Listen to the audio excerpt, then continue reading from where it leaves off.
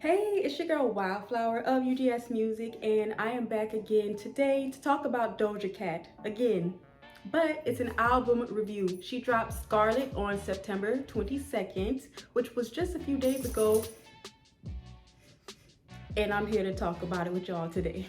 The album starts off with Paint the Town Red, and I already love this song, so I go ahead and let it play. And I have to say, if it's anything that I can add to my opinion about this song that I may or may not have said before, I really enjoy the way that they blend her vocals for the ooh, she a devil. It sounds really good.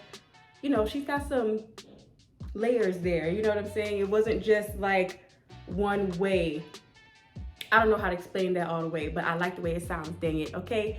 The second song is another known banger, Demons, okay? This is the one that had y'all real mad. The video had y'all real scared. Y'all were so scared of the fake demon on TV. Meanwhile, I'm like, and also, is what she's doing hurting you more than the things that you're doing in your own life? Needless to say, I love the first two songs, so now let's really get into it.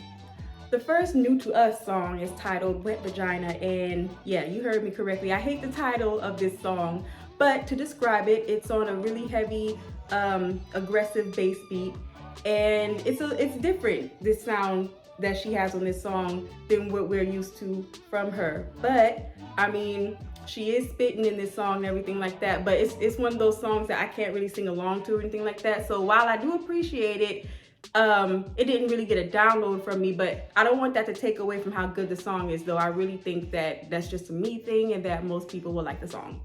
Fuck the Girls was one that I kind of didn't really understand at first, but when I actually, was paying attention to it, I didn't know whether she was saying fuck people or people were saying fuck her. But what turns out to be the truth is that both are going on in this song. She's saying fuck you and also talking about the people who saying fuck her. She's expressing even further that if you are against her, then F you. You know what I mean? That seems to be the theme of this album. And again, the way she decided to express that was her way. It was creative, it was different, and a little off, as Doja is, but I mean that in a good way. And also what I mean is the fact that there's something to even think about when it comes to her art is a good thing. The song Ouchies, I really like that beat. I think it includes some sort of old school sample that I can't put my finger on, but if you listen to the song and you hear what I'm talking about, let me know if you can spot it down in the comments. Okay, now at this point we are 4 songs in and everything is given a fuck you, I do what I want tone. Speaking of tone, the next song, 97, starts off with that little voice she be making, that voice. Y'all know exactly what I'm talking about. It starts off like that, and when it's like that, like I kind of, where's she going with this? Like I know she be doing that, but I don't necessarily like it, and that's how this song starts. To me, this song is more of a serious tone. I mean, I do think that with the message she's pushing, she is serious, but it was more like, fuck you in the club, let's go dance. But this is more like, fuck you for real. The next song, Gun, is again a very creative or interesting way to talk about a phallus and making a man have a orgasm. That I can appreciate, creativity and making a man have a orgasm. However, some parts are just hard to sing along to, like this part. I think it's the visual messing me up. Although I do know there's some of you who wouldn't mind seeing Doja with the bald head, no eyebrows, looking like an albino demon, doing what the lyric says. Another thing that I'm happy about though is the change of subject matter, and if you know Doja's music, you know she gets nasty. We are now on track 9 of 17. If you made it this far, go ahead and give me a like. Now we won't make it through each song, maybe not, but let's continue. So the next song is called Go Off, and it's a breath of fresh air on this album. Even though I am enjoying it up until this point and everything, it's still providing me with a little more of that range that I was looking for as far as subject matter goes. It's on a nice mid-tempo beat, and I love the encouragement in the song. It's a girls song, and it's basically telling you to go off, do your shit, be you, do it well, do it lovely, all of that. That's what this song is about, and that's why I love it. Like I said, I was not planning on going through every song or anything like that. I was trying to actually skip the next few songs, but they were all so good. I had to say something about them. Now, on my last Doja video, I mentioned how I was a fan only of certain singles and not really of her albums as a whole.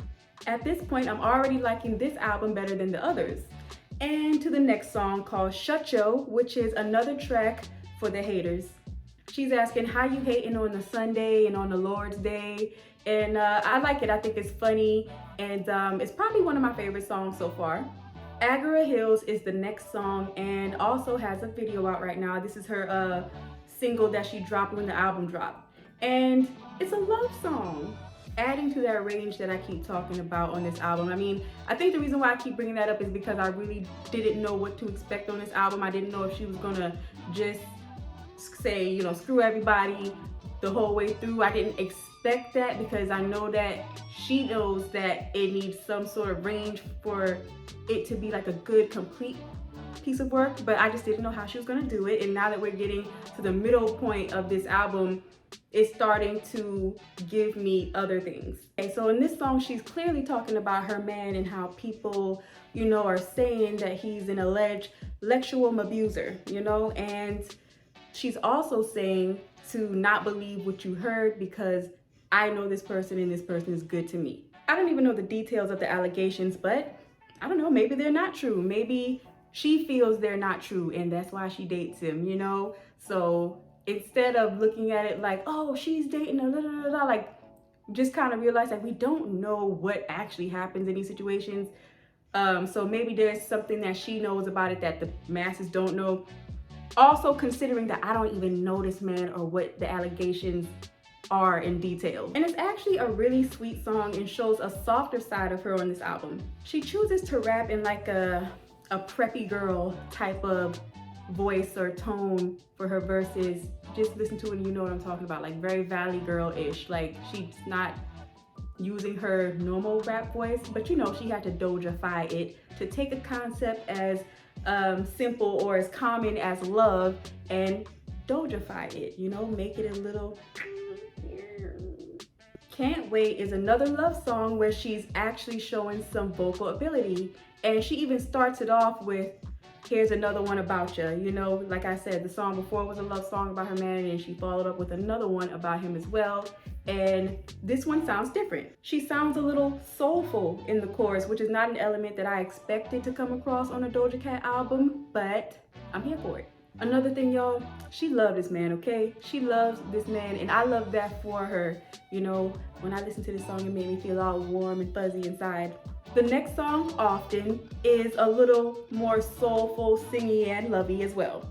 The next song, Love Life, is not actually about her love life again, but how and why she actually loves life. It pretty much trumps what I said about her not being grateful in my last video, which is linked below. Skull and Bones is sonically good to me. It's the type of sound that I like as far as the chorus goes. Again, she's spitting in the verses, and that's kind of like the trend on this album too, is like a singy type of chorus and spitting in the verses. So a lot of her songs were like that, and this one is no different. She addresses the 27 Club superstition or rumors, whatever you want to call them, which is very eerie given the fitting title actually of the song and the vibe of the song.